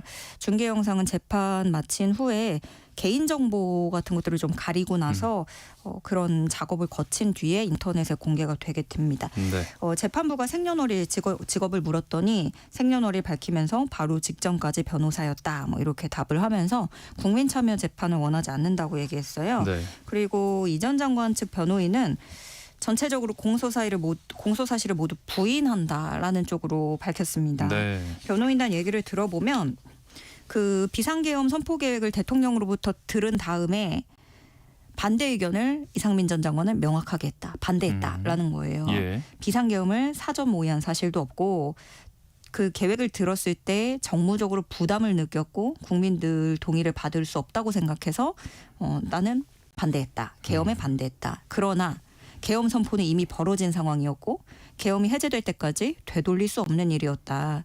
그렇기 때문에 행안부 장관으로서 계엄 상황에서 지금 할 수 있는 일을 하는 게 우선이었다라는 논리를 펴고 있고요. 네. 또 단전 단수 조치와 관련에 대해서 그 당시 소방청장한테 전화한 것도 대통령 집무실에서 소방청 관련 문건을 받고 거기에 쓰여 있던 일들이 곧 벌어질 수도 있다고 생각해서 그 내용을 알려주려고 전화를 한 것이다. 예. 누군가의 지시가 혹시나 있더라도 안전에 유의하라고 한 것이고 그 과정에서 필요하면 경찰과 협의하라고 당부한 것이다. 이런 논리를 펴고 있습니다. 네. 자, 그리고 주한미군이 이 지난 7월 특검이 경기 평택 오산 공군기지 압수수색한 거 두고 한국 정부에 공식으로 항의 서한을 보낸 걸로 알려졌는데, 그러니까 압수수색이 이루어지고 3개월 지나서 이렇게 발송을 했다는 거죠. 네. 이 특검의 미군 기지 수사에 미군이 유감을 표했다 이렇게 좀 볼 수 있겠는데요. 네. 데이비드 아이버슨 주한미군 부사령관이 지난 3일 외교부에 특검 수사와 관련한 항의 서한을 보낸 것으로 알려졌습니다. 네. 그 지난 7월에 특검이 오산 기지 내 공군 중앙방공 통제소를 압수수색했는데 이때 미군 측하고 사전 협의가 없었다라는 거에 대해서 얘기를 하는 거예요. 네. 근데 그 당시에 내란 특검이 왜 이쪽으로 가냐면 그 드론작전 사령부가 평양 무인기 작전할 때 네. 방공관제 사령부에 협조 공문을 보냈는지 이런 것들을 확인하기 위해서 간 거거든요. 네. 네, 미국이 좀 이 사안을 엄중히 보고 있다고 볼 수는 있을 것 같아요. 예. 예전에 트럼프 대통령도 언급을 좀 했었고 네네. 우리도 긴장을 할 수밖에 없는 상황이고 국민의힘에서는 송원석 원내대표가 한미정상회담 때 트럼프 대통령이 거론한 이후에 주한미군까지 공식적인 항의를 전달한 거는 한미동맹 역사상 유례를 찾아볼 수 없는 심각한 외교 참사다 이렇게 규정을 했습니다. 네. 내란 특검의 입장을 좀 들어보면은요, 한미 간 소파 협정을 위반한 사실이 없다는 거예요. 형사소송법에 따른 것이라고 반박을 했는데 무슨 논리냐면 한국군 사전 승인을 받았고 법적 문제가 없다. 한미 간의 양해각서에 따라서 출입 승인권을 가진 한국군의 엄격한 통제와 인소를 받은 것이고 한국군이 사용하고 관리하는 장소에 들어간 것이다. 아하. 얘기를 하고 있습니다. 그러니까 네. 한국군 책임자 승낙을 분명히 받았고 네. 서로 합의하에 영장에 기재돼 있는 대로 했고 한국군의 정찰 자산, 한국군들이 쓰는 곳만 갔다. 뭐 이런 식의 얘기를 하고 있는 건데 네. 이 한국우주작전본부 여기가요.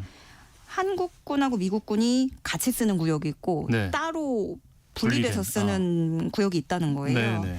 그래서 뭐 특검 측은 우리 쪽의 절차를 밟았다라고는 하는데 미군과 아무리 따로 근무하는 구역일지라도 이 부분은 틈이 없게 좀 접근을 했어야 됐는데 네. 특검팀이 상당히 나이브하게 접근을 하지 않았나 네. 이런 의문이 드는 지점입니다. 뭐 해석의 차이일 수도 있는데 일단 오해가 없도록 잘 또 풀어야겠네요. 자, 한낮의 교양 파트너 지금 여러분께서는 KBS 라디오 세상의 모든 정보와 함께하고 계십니다. 자, 에이펙 경주에서 열리는 에이펙 정상회의가 2주 앞으로 다가왔습니다. 뭐 미국이나 중국 등의 이 주요국 정상들 방한 또 양자회담 일정에 관심이 쏠리는데 정해진 일정이 있습니까? 일단 우리나라가 지금 미국하고 중국 양쪽 각자 좀 조율을 하고 있다고까지만 알려져 있어요. 예. 에이펙 정상회의 시기는 이번 달 31일부터 이틀간 경주에서 열리는 겁니다. 네. 그리고 이성락 국가안보실장이 트럼프 대통령은 29일에 도착해서 30일까지 머무를 것으로 예상된다라는 네. 거예요. 네. 에이펙은 31일부터잖아요. 그렇죠. 네. 그러면 당연히 한미 정상회담은 트럼프 대통령 있을 때 해야 되는 거니까 네. 31일 이전이 되는 거죠. 네. 그렇게 되면은 그리고 미중 정상회담 일정은 아직 미지수인데 그러면 어쨌든 간 시진핑 주석이 한국에 들어오는 걸 트럼프 대통령하고 또 맞춰서. 맞출 네. 수밖에 없는 미중 정상을 회담하려면 네. 그렇게 되는 거였기 때문에 시진핑 주석이 하루 정도 좀 일정을 당겨보는 걸로 조율을 하고 있다라고까지는 전해지고 있습니다. 네. 또 북미 정상회동에 대해서도 뭐 기자들 질문이 있고 여기에 관심이 좀 쏠리는데 네. 대통령실은 여기에 대해서는 북미 간의 일이다. 그렇기 때문에 회동 가능성은 알 수 없다. 이렇게 굉장히 조심스럽게 말을 아끼고 선을 긋는 상황입니다. 네. 자, 그리고 도널드 트럼프 대통령은 이 푸틴 러시아 대통령과 통화를 하고 우크라이나 전쟁 종전 관해서 논의를 했다. 이런 소식이 있어요. 네, 2시간 30분이나 통화를 했다고 하는데요. 네. 트럼프 대통령으로서는 얼마 전에 가자지구 전쟁 1차 협상 이렇게 일단락 네. 지으면서 네. 일단 그 부분에선 기분이 매우 좋고 네. 이제는 다시 러시아 우크라이나 쪽으로 눈을 돌리면서 여기에 드라이브를 거는 모습입니다. 예. 이날 통화는 미국 우크라이나 정상회담 하루 전에 푸틴하고 전화를 하게 된 거예요. 네. 그리고 오늘 젤렌스키 대통령하고 만나게 되고요. 예. 그리고 트럼프한테 그러면은 언제 푸틴과 만날 것이냐 했더니 2주 내에 만나겠다라고 얘기를 했어요. 네. 그리고 지난주에도 7천 명이 죽었기 때문에 뭐 살상을 멈추기 위한 종전이 하루빨리 이루어져야 된다라는 부분을 피력하고 있습니다. 다음 주에 그 미국하고 러시아 간의 고위급 참모 회동 거친 다음에 2주 이내 정상회담이 열리게 되는 그런 그림으로 지금 나오고 있는데요. 네. 장소는 헝가리 부다페스트가 될 것으로 알려졌습니다. 네. 자, 마지막 소식으로 이시바 시게루 일본 총리가 이 태평양 전쟁 A급 전범이 합사된 야스쿠니 신사의 공물을 복납했어요. 네. 19일까지 열리는 추계 예대제입니다. 네. 그 일본에서는 굉장히 크게 여는 제사예요. 네. 내각 총리 대신 이시바 시게루라는 명의로 마사카키라고 하는 공물을 복납했습니다. 네. 이시바 총리는 근데 계속해서 취임하고서 쭉 야스쿠니 신사를 직접 참배하진 않았고 네. 이런 식으로 공물이나 공물 대금을 복납해왔고 네. 이번이 네 번째예요. 그런데 이시바 총리 후임으로 유력한 그 자민당 총재 다카이치 사나이 총재죠. 그 워낙에 뭐 강경 우파라고는 하지만 이제 총재 자리를 가면서 조금 몸을 사려. 네, 그런 네. 상황이 있어가지고 한국, 중국 그런 갈등 감안하고 지금 또 본인으로 개인적으로는 총리 되냐 마냐 엄청 그렇죠. 위험한 상황이거든요. 이례적으로. 예. 네. 그래서 이번 추계 예대제 기간 동안에는 참배를 보류할 것으로 NHK는 전망하고 있습니다. 네. 오늘의 뉴스 여기까지 하겠습니다. 조현정 시사평론가 함께했습니다. 고맙습니다. 네, 고맙습니다. KBS 라디오 세상의 모든 정보 청취율 조사 기간 맞아서 작은 이벤트 이어가고 있습니다. 여러분께 절약 꿀팁 공유해달라고 부탁을 드렸는데요. 자, 8554님. 저는 어디 차 타고 어디 갈 때 항상 미리 공영주차장 위치를 확인해 두고요. 최대한 이용합니다. 민영보다 저렴하기도 하고 또 제 차가 하이브리드 차량이라서 50% 할인되거든요. 맞아요. 이게 사실은 이렇게 외출해서 현장 가서 주차장 찾기가 생각보다 진짜 어렵거든요. 미리 좀 알아보고 가시면 뭐 주차 시간과 비용 따져보시면 이게 차이가 꽤 크더라고요. 또 뭐 경차나 하이브리드 차량은 할인되는 부분도 있으니까 차량 구매하실 때도 좀 참고하시면 좋습니다. 저도 그래서 하이브리드로 했어요. 자, 2786님 굉장히 특이한데 저는 미용실 가는 비용 아끼기 위해서 미용 자격증 공부하는 분들 헤어 모델 구할 때 거기 지원해서 머리를 다듬습니다. 와, 스타일도 바꿀 수 있고 돈도 아낍니다 하셨는데 이건 진짜 저 처음 들어보는 꿀팁인데 이렇게 되면은 다양한 스타일 좀 시도해보고 도전해볼 수 있는 장점도 있는 것 같고 분위기 기분 내기 굉장히 좋을 것 같고 비용도 절약하고 이 공부하시는 분들 도움도 해드리고 물론 가끔은 마음에 들지 않겠지만 뭐 어떻습니까? 기분 전환하고 굉장히 좋은 꿀팁을 주셨어요. 2786님 감사합니다. 오늘 문자 보내주신 분들께 추첨을 통해서 모바일 커피 케이크 쿠폰 보내드리겠습니다. 청취율 조사 전화 오면 여러분 꼭 받아주시고 KBS 라디오 임지웅의 세상의 모든 정보 잘 듣고 있다고 꼭 말씀해 주시기 바랍니다.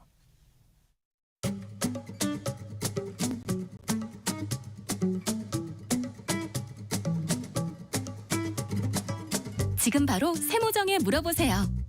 당신의 모든 궁금증을 풀어드리는 세모정 톡톡 상담소.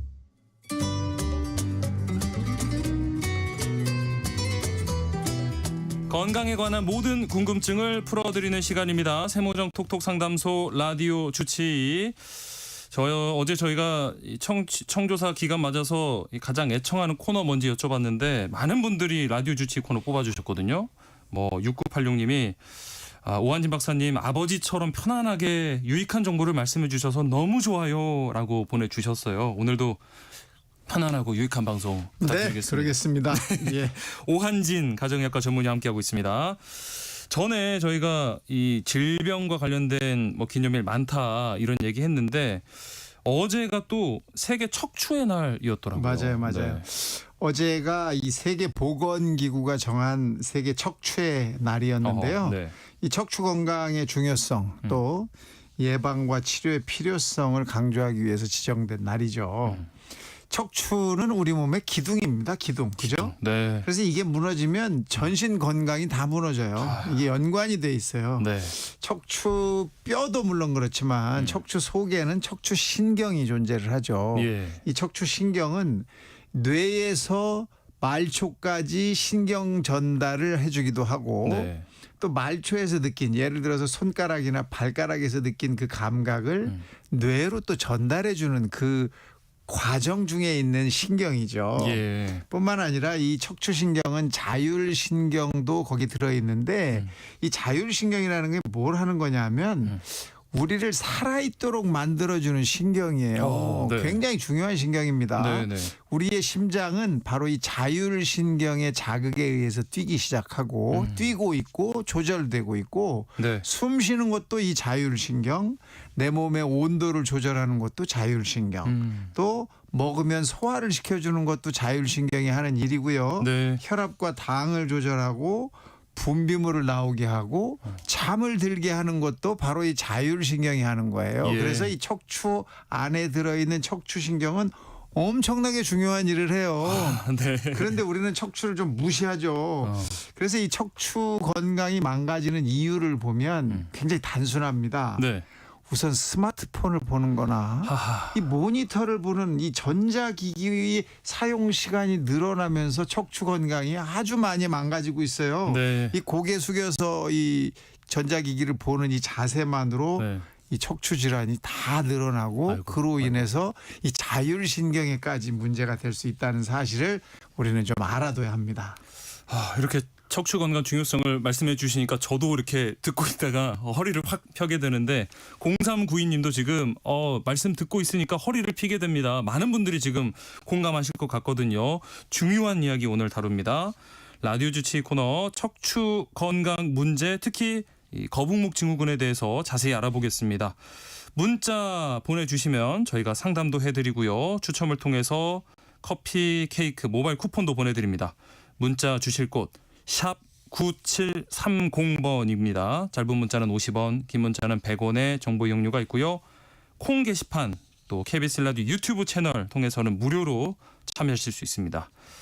결국에 이 거북목 증후군 이것도 척추 질환의 하나로 볼 수 있는 거죠? 그럼요. 같은 거죠? 네. 이 거북목에서부터 척추의 건강이 무너지기 시작하는 거예요. 네. 이게 아주 간단하잖아요. 사실 목을 숙인 것이 뭐 그렇게 문제가 되느냐. 네. 목은 원래 움직이라고 돼 있는데 그 움직이는 것이 당연한 거고 좌로도 가고 우로도 가고 뒤로도 가고 앞으로 가는 게 그게 당연한 건데 왜 문제가 되느냐. 예. 이런 이야기들을 하시는데 우리 척추는 이 조금씩 커브를 그리고 있다고 다 알고 계시죠? 그렇죠. 이 목은 이 앞쪽으로 C 커브를 하고 있고 네.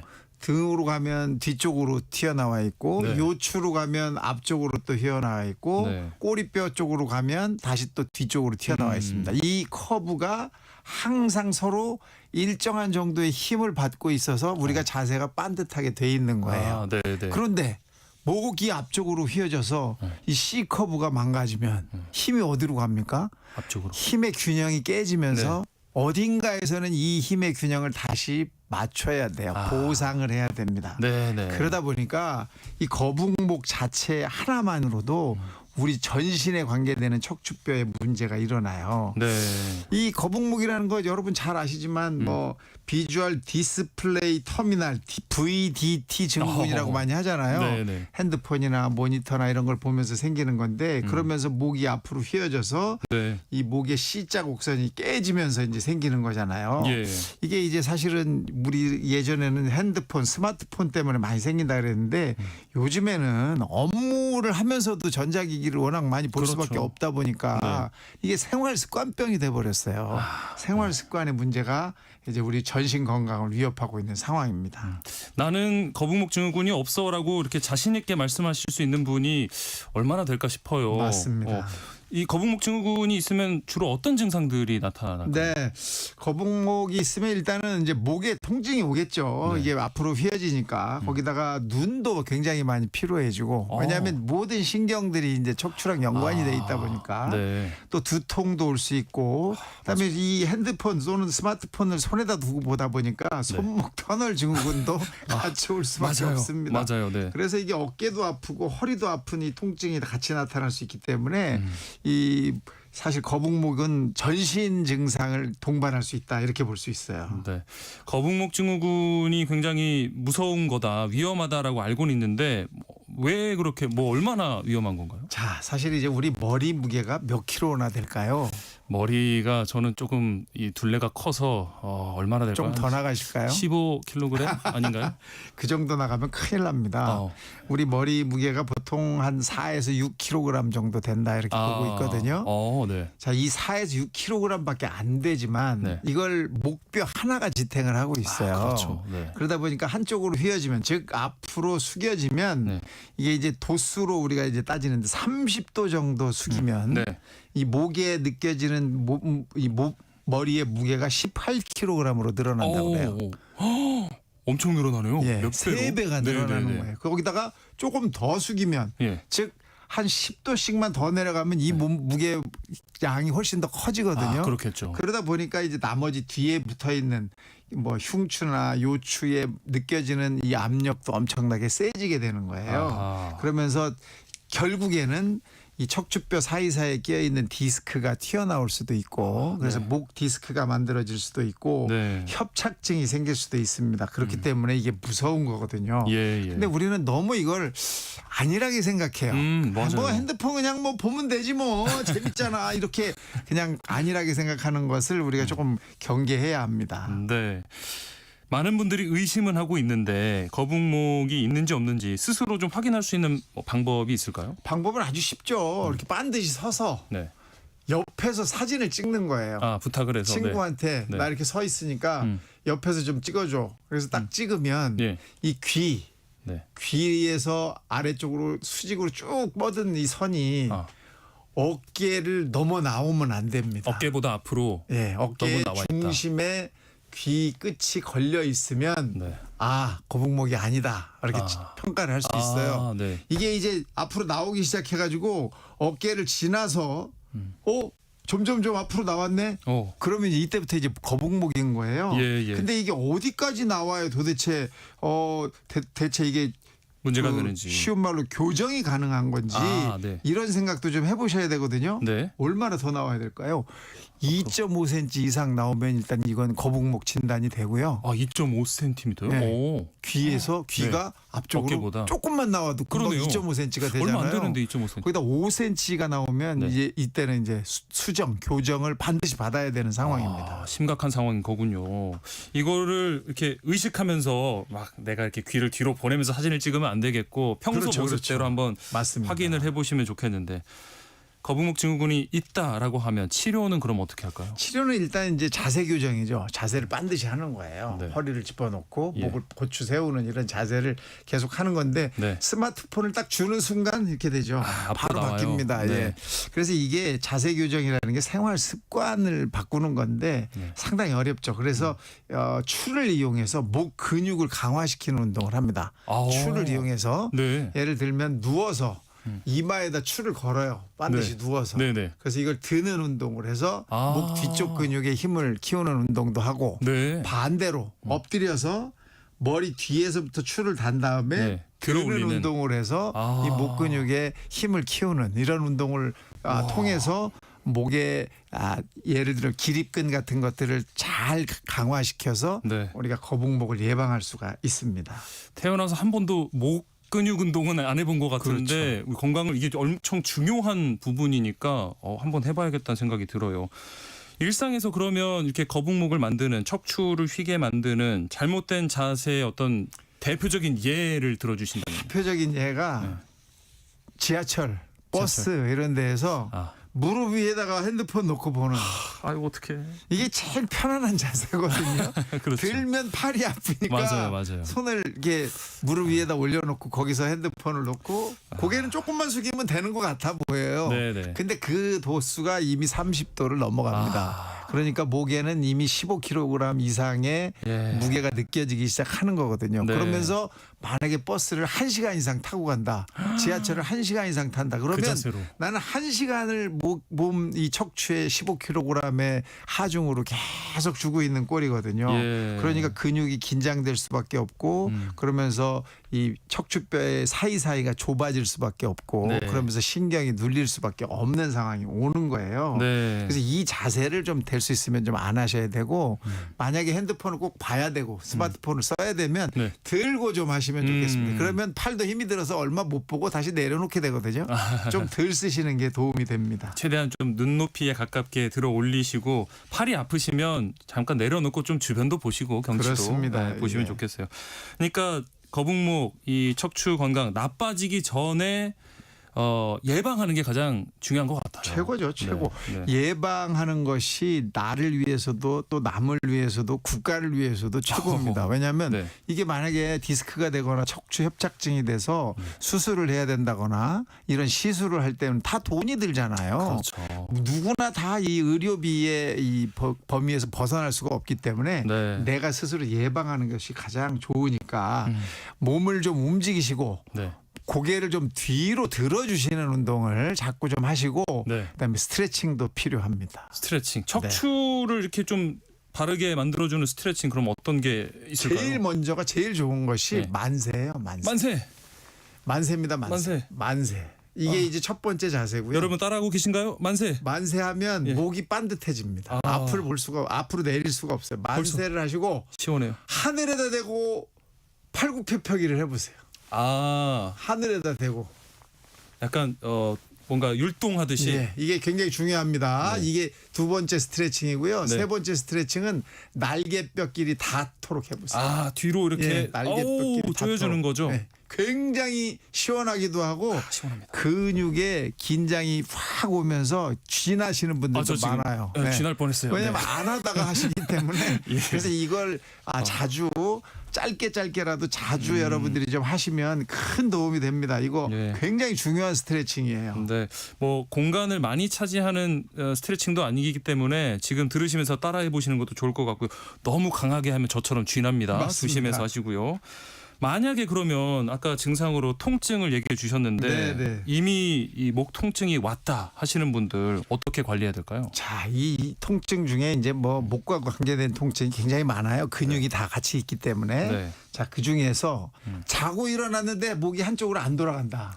네. 많으시잖아요. 맞아요. 네. 이것도 이제 거북목하고도 연관이 있지만 사실은 사각근이라는 거하고 연관이 많은데 사각근은 이 목 뒤쪽에 붙어 있는 근육이에요. 예. 그게 어디를 지나가느냐 하면 쇄골이라고 아시죠? 그렇죠. 저 앞에 보이는 네. 뼈. 네. 그 안쪽으로 지나가요.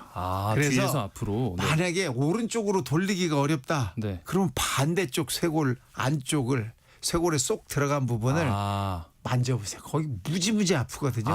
그걸 막 마사지를 하면 고개가 금방 돌아갑니다. 그래요? 또 반대쪽이 안 돌아간다 그러면 그 반대쪽 쇄골 속을 사각근을 자극하면 목이 금방금방 돌아가져요. 이쪽 근육이 좀 이렇게 긴장해서 연결이 돼 있거든요. 당기고 있나 보네요. 네, 그래서 이런 마사지 아주 도움이 되고 네. 조금 전에 말했지만 이 턱을 괴고 있는 자세.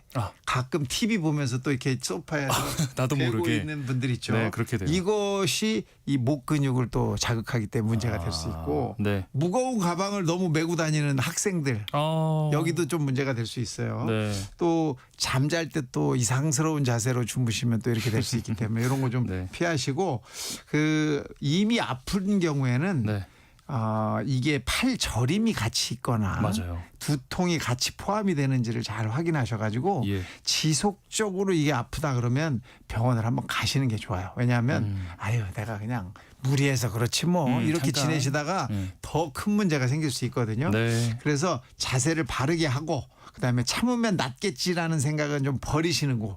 다 반드시 병원을 한번 가시고 치료보다는 예방이 더 중요하니까 아까 말씀드린 스트레칭하는 방법 이런 것들을 좀 잘 숙지하시고 하시면 좋겠습니다. 네. 그 7811님이 방금 말씀해 주신 쇄골이 어느 부분이냐 하셨는데 목하고 이 가슴 내려가는 중에 뼈 톡 튀어나온 부분 있잖아요. 부분 있죠. 네. 예. 지금 쇄골이라고 아마 잘못 들으신 것 같은데 쇄골. 네, 쇄골입니다. 자, 오늘은 이 척추 건강 문제, 거북목 증후군에 대해서 알아보고 있는데요. 관련해서 증상으로 고민하시는 분들 문자 하나씩 살펴보도록 하겠습니다. 9669님, 거북목 자세를 방지하기 위해서 일상생활 중에 목 보호대 착용하는 거 도움 될까요? 큰 도움이 되죠. 이 목 보호대 하시면 굉장히 도움이 돼요. 왜냐하면 앞으로 숙일 수가 없는 상황을 만들어 주기 그렇죠. 때문에 네. 거북목 방지에 큰 도움이 됩니다. 네, 이미 좀 통증이 있는 분들이라면 더욱더 좀 적극적으로 사용해 보시면 좋겠네요. 맞습니다. 네. 5868님, 저는 40대 직장인인데요. 사무실에 오래 앉아 있어서 그런지 꼬리뼈 쪽이 아프거든요. 그래서 푹신한 방석을 사용하고 있지만 잠시뿐입니다. 혹시 척추에 이상이 있는 건 아닐까요? 척추에 이상은 없어 보이고요. 이 꼬리뼈가 아프시면 푹신한 방석보다는 이렇게 가운데가 푹 파여져 있는 방석이 있어요. 도넛처럼 생긴. 네. 도넛 방석이 있거든요. 예. 그걸 꼭 이용하시면 큰 도움이 됩니다. 그리고 이 꼬리뼈가 조금만 움직여져도 아파질 수 있는데 이게 한번 움직여지면 오래 가요. 이게 고정되는데 시간이 오래 걸리거든요. 그러니까 그런 일이 무슨 방석이라고 그러죠? 뭐 이렇게 가운데가 텅 빈 방석 그걸 좀 이용하시면 좋겠습니다. 네. 2515님, 저도 거북목으로 고생 중인데요. 얼마 전부터는 양쪽 다리까지 저려오더라고요. 바른 자세와 운동을 하면 좀 괜찮아질까요? 괜찮아지죠. 괜찮아집니다. 아주 금방 괜찮아질 수도 있어요. 그래요. 그래서 우선은 근육을 강화하는 기립근 강화 운동을 좀 하시면 좋은데 그게 어떤 운동이냐 하면 이 와이드 스쿼트라고 와이드 스쿼트. 발을 이렇게 벌리고 그냥 주저앉았다 일어났다 하는 운동을 하시면 큰 도움이 돼요. 기립근에 크게 영향을 주거든요. 그러면 지금 말씀하신 거북목 때문에 만들어졌던 그 근육의 긴장이 많이 풀어집니다. 그러니까 그런 자세, 그런 운동들을 이용해서 생활 습관을 좀 고치셔야죠. 예. 뭐 동영상 사이트나 이런 곳에서 와이드 스쿼트 한번 찾으셔서 바른 자세 잘 보고 따라해 보시기 바랍니다. 콩으로 최은숙님께서 보내주셨습니다. 거북목이라서 목 마사지기 가정에 많이 있잖아요. 이거 자주 사용하는데요. 어디서 들어보니까 이 기구가 오히려 위험할 수도 있다고 하던데 어떻습니까? 사실 뭐 그 마사지 체어도 있고 뭐 여러 개가 있잖아요. 맞아요. 근데 네. 그런 것들의 그 파워가 너무 힘이 세서 잘못하면 이제 그 연세 드신 분들이나 뼈가 약하신 분들은 골절도 일어나는 경우가 있어요. 그렇기 그래요? 때문에 네. 마사지는 적당한 정도로만 하시고 너무 세게 안 하시도록 하시고 예. 마사지보다 좋은 것은 스트레칭과 운동입니다. 그래서 그런 쪽으로 조금 노력하시면 좋겠네요. 네. 자, 7155님. 저는 거북목 말고요. 일자목이에요. 일자목은 어떤 거 조심해야 될까요? 라고 또 보내주셨어요. 일자목과 거북목은 같은 말입니다. 그렇군요. 이렇게 C 커브가 반듯해진 걸 일자목이라고 하거든요. 그래서 거북목이 되면서 일자목이 되는 거예요. 네. 그러니까 일자목은 거북목이고 여지껏 말씀드린 것들을 잘 숙지하시면 좋겠습니다. 네. 9798님께서는 저희 동생은 초등학생 때부터 거북목 증상이 왔습니다. 어떻게 치료할 수 있을까요? 만약에 증상이 지속되고 또 뭐 손발 저림이라든지 두통이 계속 동반이 된다면 병원에 가셔서 어떤 조치를 하는 것이 좋을지를 확인하시고 만약에 이제 척추 사이사이가 너무 좁아져 있거나 디스크가 튀어나왔거나 하는 정도라면 상당한 휴식이 필요할 수도 있거든요. 그러니까 확인을 먼저 한번 잘 받으시고 그 다음에 어떤 운동, 어떤 스트레칭이 필요한지도 공부하시면 좋겠네요. 요즘에는 아무래도 스마트폰 사용이나 전자기기 사용 많다 보니까 이렇게 어린 나이부터 이렇게 거북목 증후군이나 척추 아프다고 호소하는 사람들이 많을 것 같아요. 맞습니다. 그래서 초등학교 때부터 목 스트레칭하는 방법이라든지 척추 기립근 키우는 방법, 운동하는 법 이런 것들을 좀 가르쳐 드릴 필요가 있어요. 네. 오늘 이 시간 통해서도 좋은 스트레칭, 뭐 많이 치료법도 알려드렸으니까요. 잘 따라서 건강한 척추, 건강한 목 지키시기 바랍니다. 세모정 톡톡 상담소 라디오 주치 여기까지 하겠습니다. 가정의학과 오한진 전문의와 함께했습니다. 고맙습니다. 감사합니다.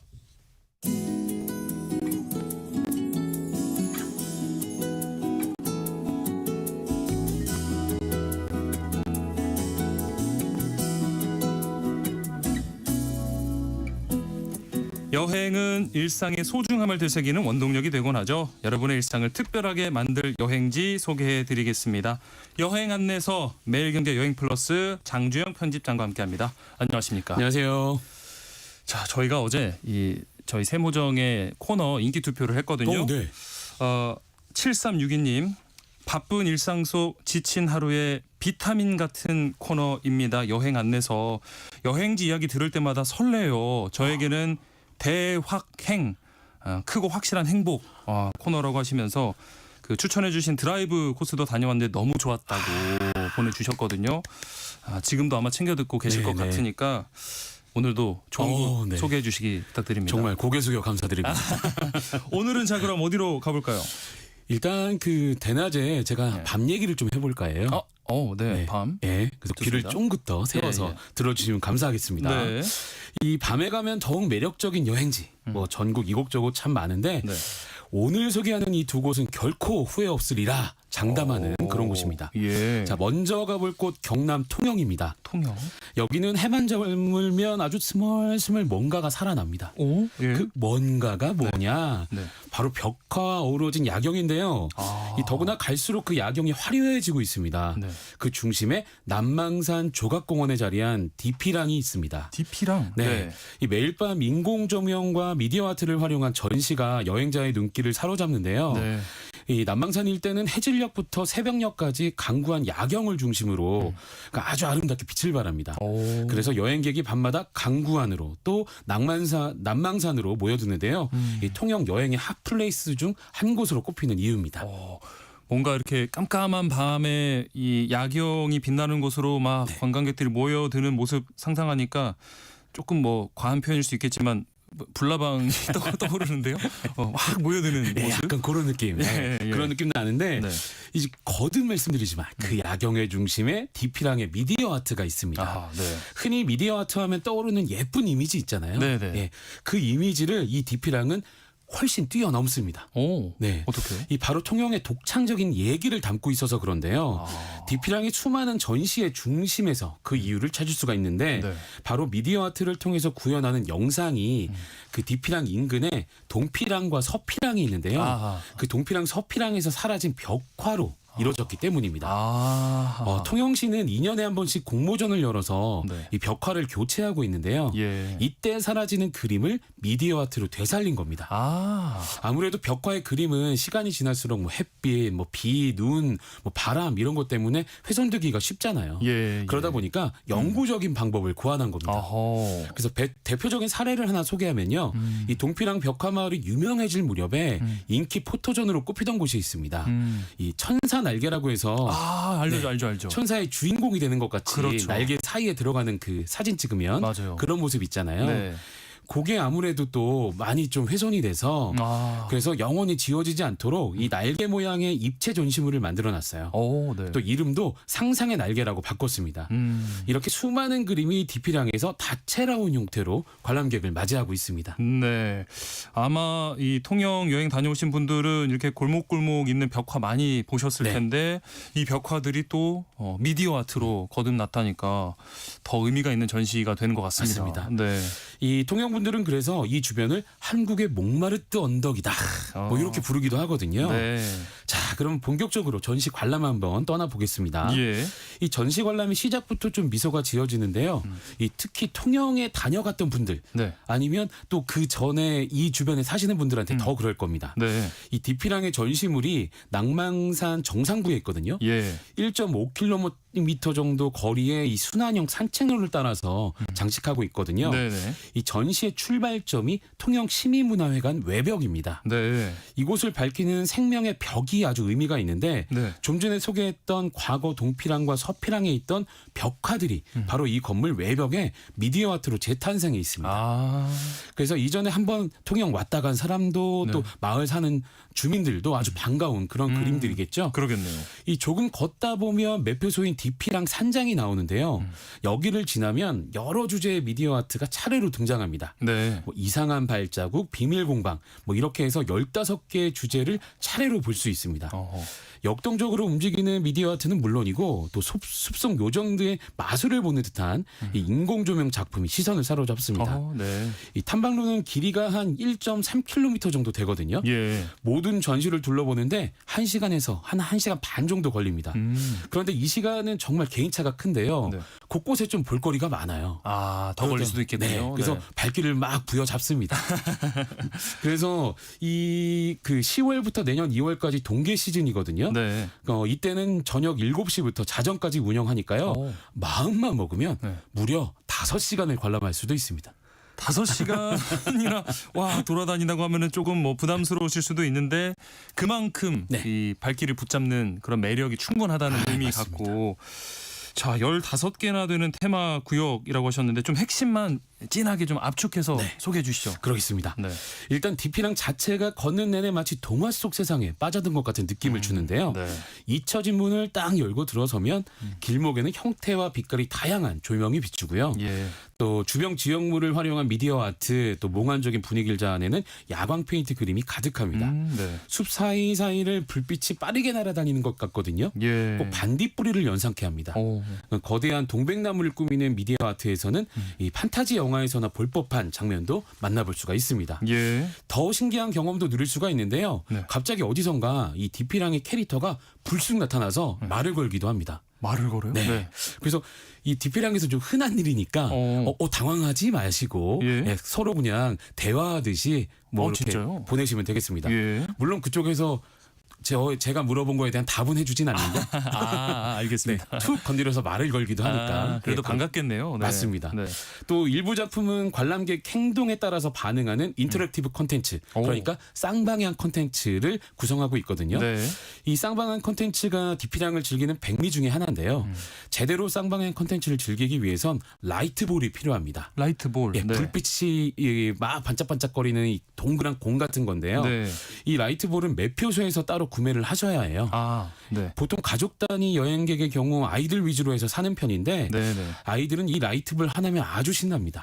그러겠죠. 이 미디어 아트 작품에 이 설치된 구멍이 하나 있는데요. 네. 그 구멍 안에 라이트볼을 쫙 이렇게 끼워 넣으면 반응을 하거든요. 뭐 불빛으로 반응하기도 네. 하고 여러 가지 상황에 따라서 그 반응하는 모습이 달라지니까 아이들이 엄청 신나합니다.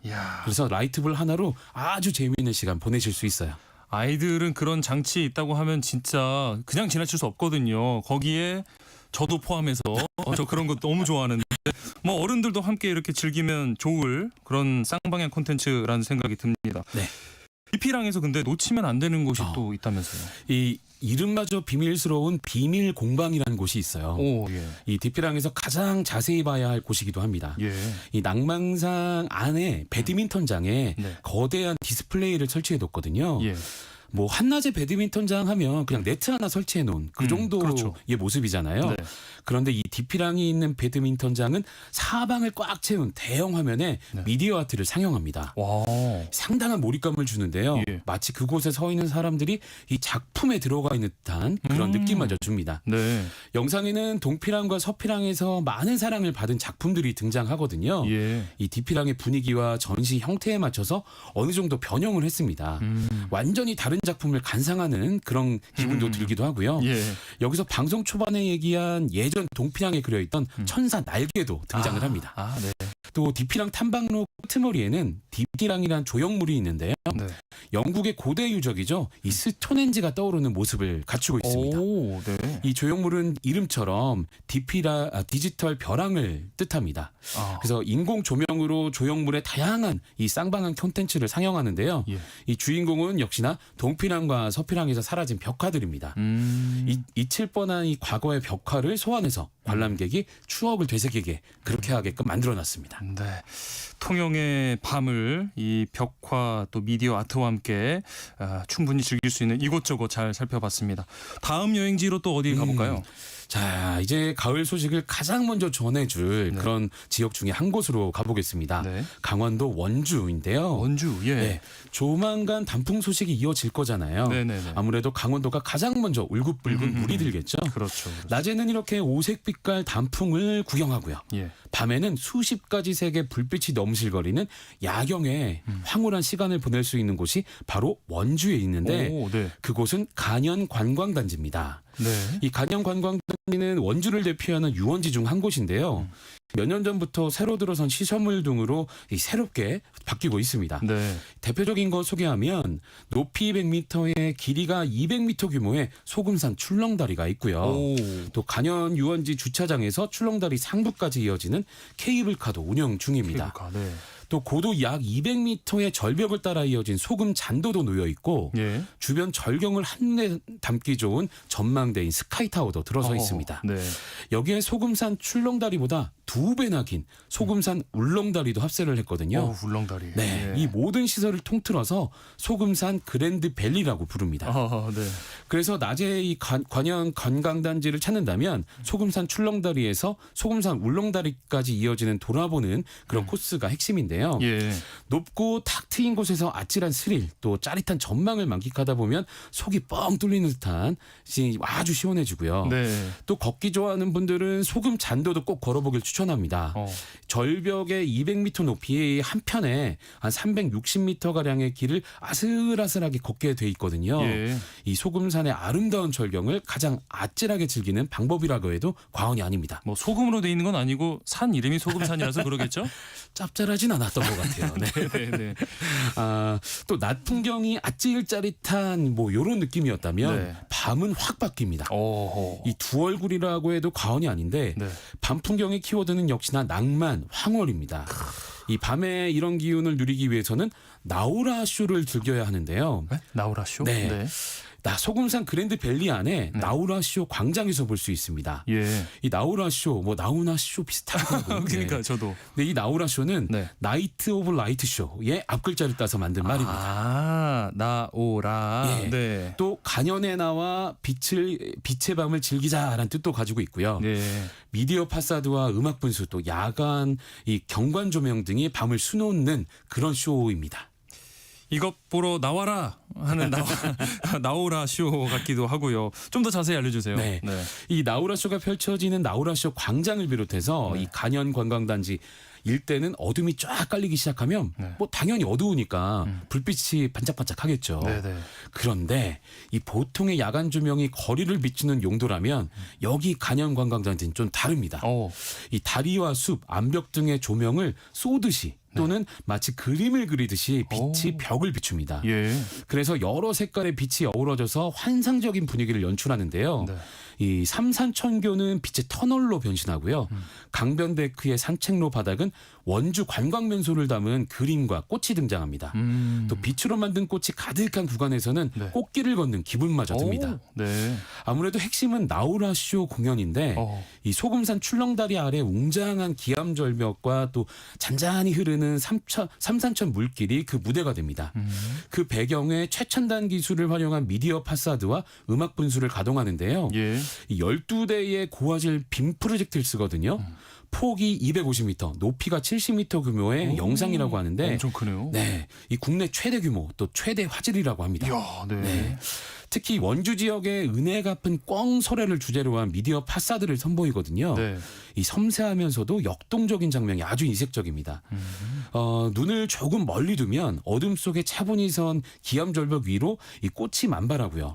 또 폭포수가 시원하게 쏟아지기도 합니다. 소금산 기암괴석은 낮에는 좀 묵묵하고 메마른 모습으로 보였는데 밤이 되면 화사하고 촉촉한 옷으로 갈아입는 그런 새로운 모습을 느낄 수가 있습니다. 가장 신나고 즐거운 장면은 아무래도 음악에 맞춰서 춤추는 분수를 꼽을 수가 있는데요. 물이 뿜어져 나오는 입구가 100여 개 정도 되거든요. 수많은 물길이 아주 다채로운 형태를 만들고 또 형형색색 LED 조명까지 물길이 아주 화려해서 정말 이런 물길은 아마 거의 처음 본다 그런 느낌 받을 수 있고요.